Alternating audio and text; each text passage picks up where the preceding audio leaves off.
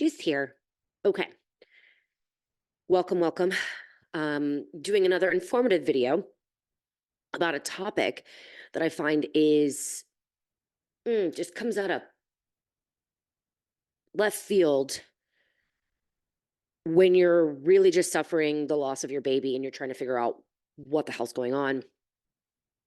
Uh, Remember that I'm kind of speaking from my own personal experiences, which I have been very open about for the past 2 years. If you don't follow me on Instagram, check it out because there is where I'm like very open about my experiences, my process, everything that I've gone through. And then what I ended up doing was actually just talking to a lot of other lost mamas or lost parents who have experienced something similar. So essentially validating and also giving me other perspectives on similar topics of people who have similar experiences. If you're watching on YouTube, hi. I use my hands a lot. If you're listening, I will try to tell you when I'm using my hands. But the goal of this is to kind of basically let you know you're not insane and you're not alone. I remember right after Brody was born, and if you don't know my story, I do have an episode about that. But um, at 37 weeks, we were told he had no heartbeat. He had died. And I gave birth to him at Northside Hospital in Atlanta. And then that sheer shock, I don't know if I actually really knew how people were going to respond to it. I don't even know if I actually like expected anything. But then when certain people started to act a certain way, I was like, okay, what the hell's this? What's this? I just knew how I felt as a response to how people were handling the loss, what they were saying, what they were doing. And I was very confused by that.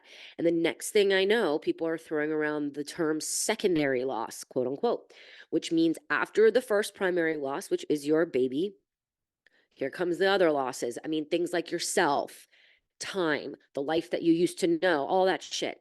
And then it was like, okay, then people. And I'm talking about family, close friends. On the flip, the good news is that good people stepped up that I didn't expect. So people who I kind of knew, or maybe I was friends with, but not that close, or just random strangers out of the blue on the internet. And then Lost Mamas, of course, stepped up. So it made up for the fact that people who I expected to didn't. Now, I'm not going to throw anyone under any buses right now because it's 2 years out and I've moved past that. But I know how visceral it is in the very beginning when you're like, yo, why are you acting like this? What's wrong with you? There's certain people you want to shake and be like, what is going on? What I'm going to do is go over the four different, I would say, categories of relationship loss that I kind of experienced, that I've posted before, that other people have experienced. I know there's probably a bunch more, but these seem to be the top four different categories that people fall into. Again, the only reason I'm doing this is to normalize what you may be thinking or experiencing and kind of maybe take some pressure off of how you feel you should be acting or you feel the other person should be acting. So here's what I'm going to go over. So the four categories. Number one, people who remove themselves from your life. Number two, toxic, hurtful people that we choose to remove ourselves from. Non-toxic, good people who have a different viewpoint of your loss. And then finally, awesome people whose stage of life hurts too much to be around. Now, I will tell you, I had a list in the very beginning when Brody died. The list has shifted a tiny bit. But I will say the important thing is to make sure that nothing is said or done that's detrimental on both parties that could really damage the relationship for the future. Like, y'all, the rawness, the electricity, the sheer visceral pain and suffering that is going on from the death of your baby can really bring out some things, not only in yourself, but other people. And you're going to see some behaviors where, you probably don't have anything nice to say, or you probably don't want to show up for them, or you probably just don't want to be there for their huge milestones, their baby shower, their firstborn, their pregnancy um announcements, like, and that's okay, but make sure we're handling it with some grace so that we can maybe revisit this relationship later. And I call it shelving. You're like, hey, I'm gonna put this on the shelf, I'm gonna leave it there, I'm not gonna throw it out, I'm not gonna use it right now, but I'm gonna put it on the shelf, and I'm gonna be here, I'm gonna be back. But before you can do that, you have to actually say that to them, I feel. And one thing, when I was digging into like why my relationships were going a certain way, I was told by a very smart therapist who I'm still with. I have not missed a month in 2 years. Um, she basically said, "Hey, listen, you can tell people what you need. You can be very clear about how you feel, your thoughts, what you need. It's their reaction that's going to tell you how the relationship is going to go." I found that very, very, very interesting because you would think you have a dead baby that people would respond all the same way. Like, oh my God, I'm so sorry. What can I do to help? It doesn't always happen. And I'm going to be speaking off of personal experience, but a lot of it is going to be experience that other people have told me about. And I have an actual like story highlight on my Instagram about this. Shockingly, a lot of in-laws like to misbehave. It's very. I'm going to go ahead and preface that I do not have an issue with my in-laws. Have not had any situations with them, but a lot of you have. It's just wild. I don't get it. But if somebody could just like be like, "Hey, it's because of this." I'm the kind of person that like I want to go into the head, the brain, like, why is your brain working like that? What is going on? What is your why? What is the motive of you acting this way? That's just where I want what I want to do, like go into the psyche. And so like God, I should have gotten like a psych degree. Jeez. But I didn't, and here we are. This is all just lived experiences. So as many I know in the very beginning you just want to shut down, you don't want to talk to anybody. I don't even think I knew where my phone was for like 2 weeks, so that and luckily no one was like, where the hell have you been, bitch? But no one did that. I think some people I've heard have been like, you haven't responded to me, and why? And I'm here for you, but I understand why you're not responding. Like, it's not about them, not about them, not about them. It's about you and your baby right now. Now, it's not going to be about you and your baby forever, but right now it is if you're fresh out. And I would say probably the first year. I'm going to go ahead and be bold about it. But as lost mamas, bereaved mamas, we also have to take accountability for our actions, our behaviors, our responses, our reactions. Like we we can't just be assholes just because our baby died. Now, if someone is one first, okay, sure, we could fire back. Like we can defend our family, we can defend our baby and ourselves, but we do have to take into accountability that we're hurting. We'll probably say and do and think some wild things. Hopefully people forgive us. But I will say at some point we have to kind of say, all right, look, I'm going to meet you halfway. I'm going to do my best, but this is what I'm only going to be capable of doing. We have to, I'm like, I think, like, for example, a friend who's very newly pregnant after I lost Brody, she texted it, which, by the way, is the most amazing way to break the news to a lost mom. A text. If you think for 1 second we want to sit down in front of you and have you watch our processing this information and then reacting to it, no, no, no, no, no, no, no, no. Not even on a phone call.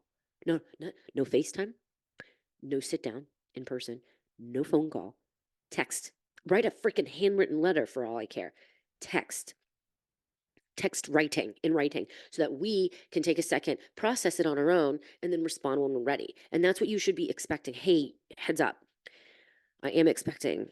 I don't expect you to respond ever, but just wanted you to know because I didn't want to hide this from you and I didn't want you to find out from somebody else. Like, that's great. That happened. And I was very thankful for the way that it was handled. And my response was, I'm so happy for you. But unfortunately, I cannot be there for you the way that I would like to. I'll be back, but as of right now, I do need some space from this. And I took it. Guess what? I've been around the baby since. It's been a year and a half, and all probably because she handled it well, and so did I. Now, if I was like, fuck you, bitch, I can't believe you did this to me, I'm not entirely sure how that would have gone. Or if she was like, I want to see you in person over coffee and I want to tell you in a public setting. Uh, See, we kind of have to meet each other halfway on this. Okay. So I'm going to break this down a little bit and hopefully it makes sense to you. But you guys know, hit me up if you have questions. But this is what I found to be the 4 categories. Okay. Number 1, people who remove themselves from your life. This one's particularly, I would say, heartbreaking because okay, let's say it's like your best friend in the whole world and you've known this person since you were like 5. By the way, not my scenario. I'm not blowing anybody up, but you've known them forever. You've been, you were there in their wedding and they were in yours and you live in the same town, maybe. I don't know. And then this happens and you don't hear from them. Nothing. And you're like, hi, where are you? And maybe you get some kind condolences. Maybe you get a gift, but they just don't show up. And you kind of go, oh my gosh, what did I do? What did I say? Where are they? I don't understand. This happens. This happens a lot. And what it ends up being is that they just simply cannot be around the sad. They cannot be around the devastation. They cannot be around the tragedy. And somebody very wise said to me once, and I've never forgotten it, people will only meet you as far as they've met themselves. If they cannot handle or they don't have the capacity for this kind of suffering or the capacity to be there for somebody during their suffering, they're sure as hell not going to show up for you. They're not going to. They won't be able to. And at the end of the day, you're probably going to be the one consoling them. I have seen that before. And that's not something that you have the capacity for right now. The problem with this particular category is they seem to ghost or they seem to not be honest about why they have not been present for you. And I think that's the really big important part. Now, I don't know exactly what they should say. I mean, I would love to hear it if you guys are like, hey, somebody said this to me and it actually really worked. I don't know in what world it would work for them to be like, hey, your sad sucks and I can't be around it. I feel like I'd be extremely offended if somebody said that to me because what ends up happening is like we take offense to anybody who doesn't want to hear about our baby. It's our baby. And it's sad. It breaks my heart when people don't want to hear about Brody because he's too sad. That just is still to this day, 2 years later, breaks my heart. So, but I do wish that somebody would be honest, just like we would be to them if they said, I unfortunately just cannot be there for you the way that I need to right now. And I'm so sorry. Maybe they could check in and out, but they're not going to be bringing over casseroles. Do people still do that? Casseroles? Casseroles are delicious, by the way. Like, I don't know why we don't talk about those more. I feel like they should just say, hey, I cannot be there for you in the capacity that I wish I could right now. I feel like that would make more sense than just ghosting, you know? And then there's people who ghost you and then talk shit about you to other people. Like, God, whenever she talks about her baby, it's just so sad. Like, I can't even handle it. Like, I really wish she would just move on. Like that. Whoa, whoa. Bleh. Like, talk about never speaking to somebody again. You just dug a hole and jumped in it, and that's it. Like, we're never even going to talk about to you again if we hear that through the grapevine. Just have some compassion and just be like, hey, I just can't show up for you right now, and I'm so sorry. Hopefully, as life and grief and loss go through phases of life, you'll be back as long as nothing detrimental or too hurtful has been said or done. Now, I'm going to be honest, if you don't revisit this person's relationship again, even if you've been friends for 20 freaking years, I would understand. Because if they cannot show up for you in the worst moment of your life, what the hell is a good friend for? Life, especially as we get older and as we keep moving, life gets freaking hard, dude. and people we love start to die, and people we love start to get sick, and life just happens. And if they can't be there for you, then I don't even know what a good friend is for. Now, there are other layers. If they're pregnant or they're trying or they have a baby and it's just too much. I get it. I get it. I get it. Everybody has a reason for something in the way that they do things. But this particular person has chosen to remove themselves, regardless of whatever their circumstances or situation is. Then you have to decide how you're going to handle that in the future, but you have to also let them go. You're not going to be able to force somebody who doesn't want to be there for you or your family. And that sucks. I know this one is a big one because a lot of people are like, I don't understand why my sister's not speaking to me. And some people just don't have the capacity for this. Now, if they start saying, never mind, that's number two. It's number two. Let's move on to number two. Toxic, hurtful people that you choose to remove yourself from. Okay.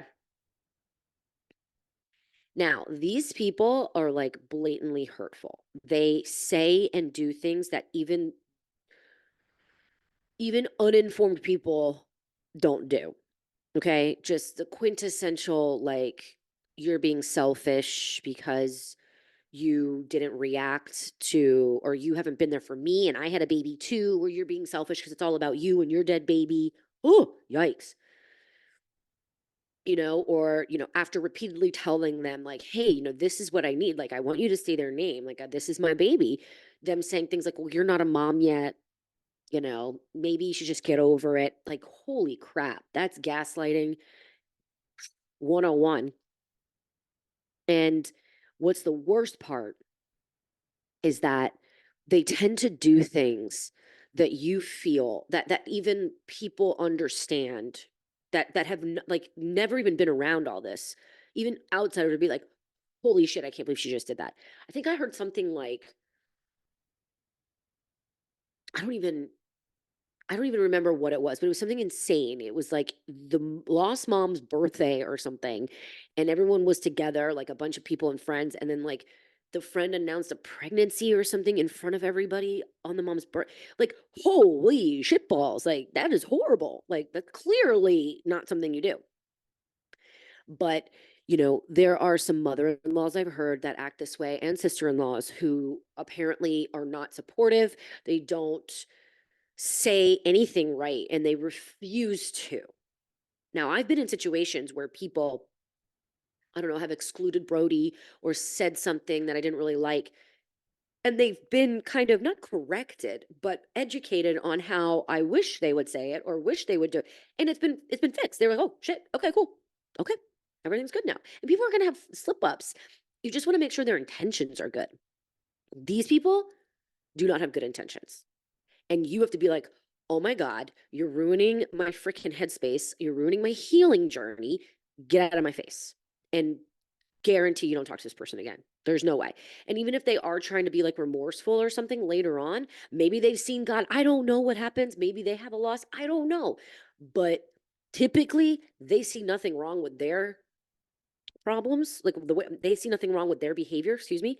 And the problems that they're creating think they're you. They're you, that you are the problem. Hey, I've dated that before. It never goes well. This is a narcissist. This is a toxic person. And I honestly feel like these people may have always been this way, and now you're just now seeing it. Am I right? I'm gonna pause for a second. Think. The person who's misbehaving, have they always been this way, and you're just now seeing it? Okay.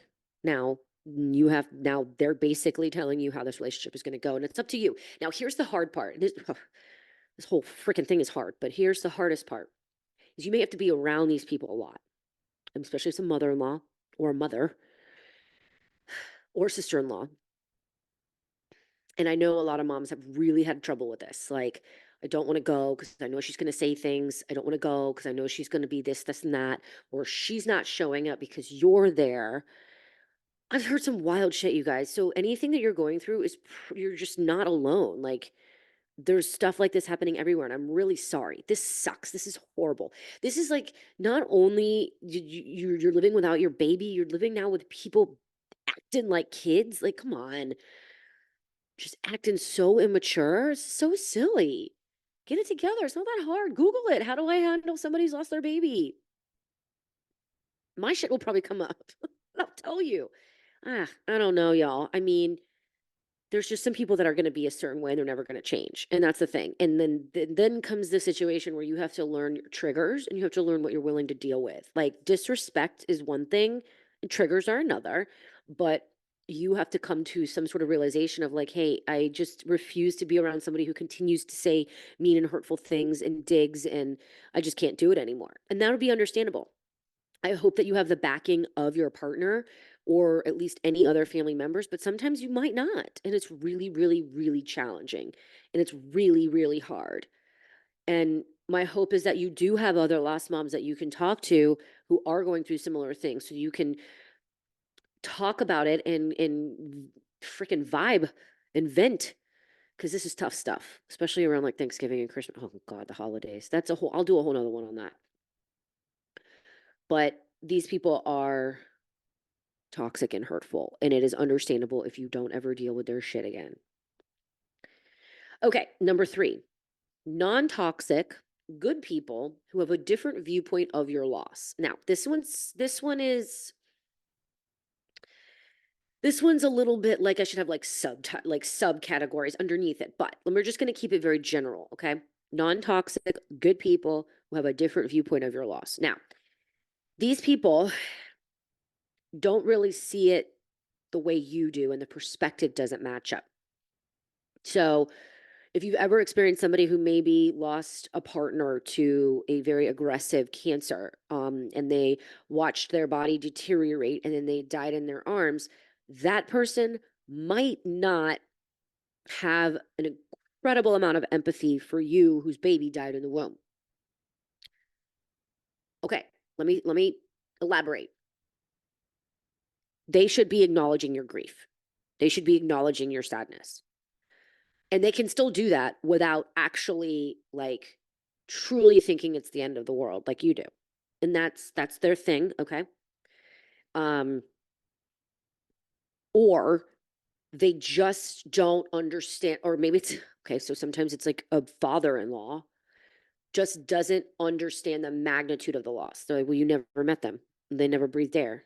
Like they died in your belly. Like, so like that's it's frustrating. But that happens. As long as they try with good intentions to respect your grief and how you choose to remember and acknowledge your baby as their mother, then it is what it is. You cannot change a 75-year-old's perspective on the planet and the universe and life and death if they just don't get it. But as long as they're still respecting you, okay? Now let's go back to 2. Number 2, they don't respect you. Number 3, they respect you, but they just don't understand the magnitude of it. That can still happen. Yeah, I mean, it doesn't, I mean, all right, I'll confess. I do know some people who have been supportive.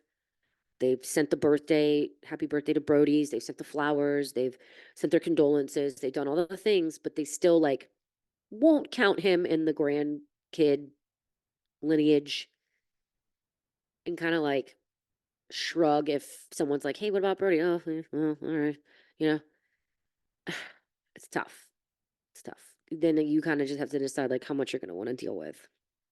I've gotten to the point where I roll my eyes and shake my head like, fuck, like whatever. Um, I the number one thing you have to remember, guys, is that it's the intentions. It's the intentions of people and how they behave. So if it's good intentions and then it's still not really coming across, okay, you have to consider that. But if it's coming across whack and you have to dig in and you're like, oh shit, they've got bad intentions, then you have to figure out what you're gonna do. You know what I'm saying? Like, it's all about the intentions. Okay, number 4, and this one is the saddest one. Awesome people whose stage of life hurts too much to be around. This one continues. This one doesn't happen necessarily right after a loss. This actually can happen much later. Somebody who showed up, somebody who kicked down the door and came in and held you while you cried, somebody who has shown up to every birthday, has acknowledged your baby, always brings them up, somebody who loves you tremendously, but they're having a baby while you are mourning yours. Or you are going through infertility and they are on their fifth kid. Um, or you are just in a place where you are really, really, really struggling and they have no care in the world and are just up and ready to do things all the time and super happy, and you just cannot meet their vibe. I'm sure there was a shit ton of other examples, but these are the ones that I'm just talking about that are on the top of my head.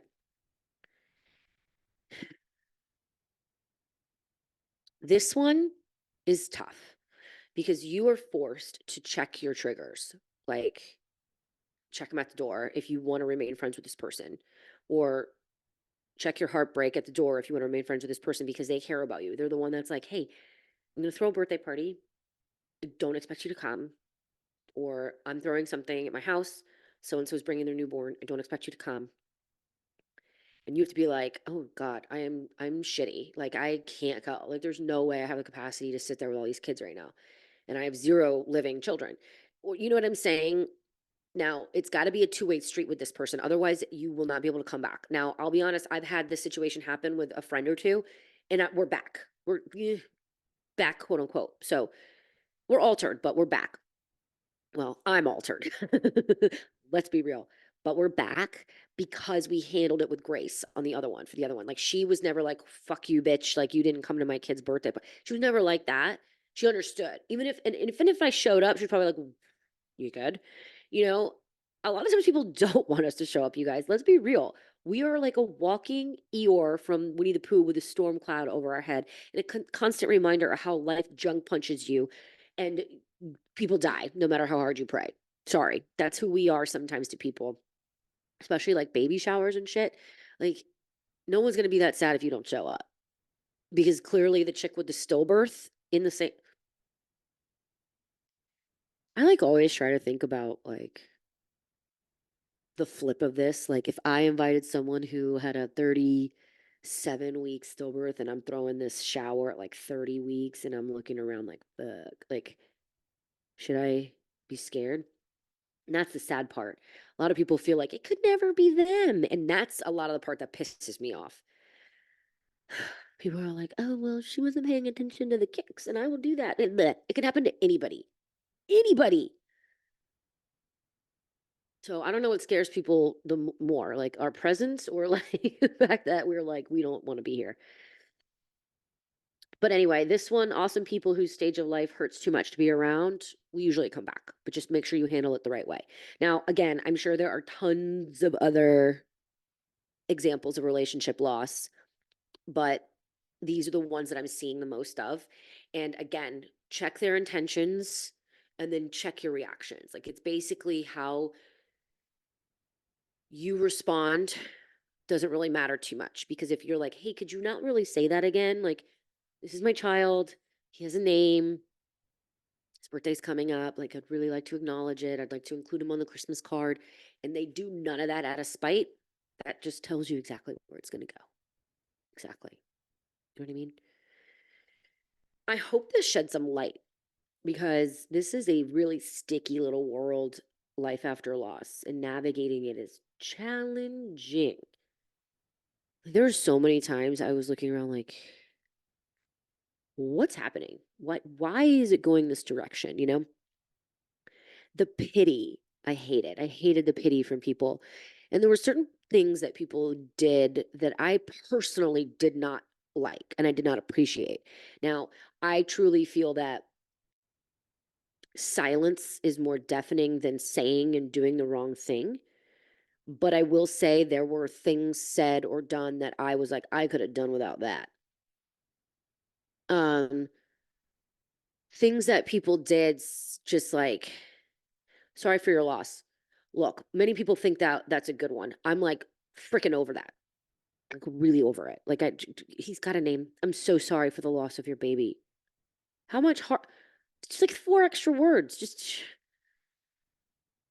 But I get it. And people like, I hope you're okay. What? Bitch. A stranger just handed me his urn at my front door. I'm not okay. I'm not okay. How? And the insinuation that I am is just like, but then you don't want to like go in about how freaking horrible and devastating how you can't get up off the bathroom floor because you cry so hard you throw up and you just want to lay there. And you're like, you also just had a baby, so you're kind of peeing your pants as you're throwing up. It's horrific. And nobody wants to hear about it. But in order for them to understand the severity of it, you kind of have to tell them. It's a weird, weird, weird thing. It's weird. Nobody gets it. You know what's crazy is that like I know there's like movies out there about this stuff, but I actually don't think they accurately portray the freaking horror that goes down when you're told your baby's dead, when you have to deliver their dead body, and then you have to go home and try to live. It's just so I see you, and that's why lost moms get it. I gravitate towards lost moms. I did a lot in the early mom loss, and I still do. I even go to them about parenting stuff. I go to them about literally world stuff because I'm like, hey, you guys are coming from a place of pretty much where I'm coming from. What do you think? You know? And I still love my friends and I still obviously love my family. But there's nothing like the understanding of a lost mama because we've been there, we've done that. But I hope this helps. And of course, you can always reach out on Instagram if you have any questions or shoot me an email. All that is in the description of this, whether it's YouTube or the podcast.